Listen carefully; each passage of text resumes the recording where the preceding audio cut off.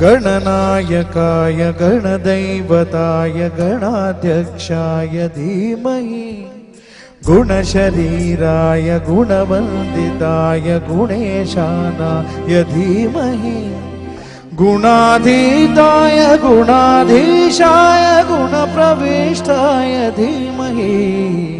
एकदन्ताय वक्रतुण्डाय गौरीतनयाय धीमहि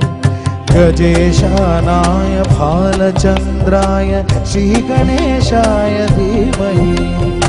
एकदन्ताय वक्रतुण्डाय गौरीतनयाय धीमहि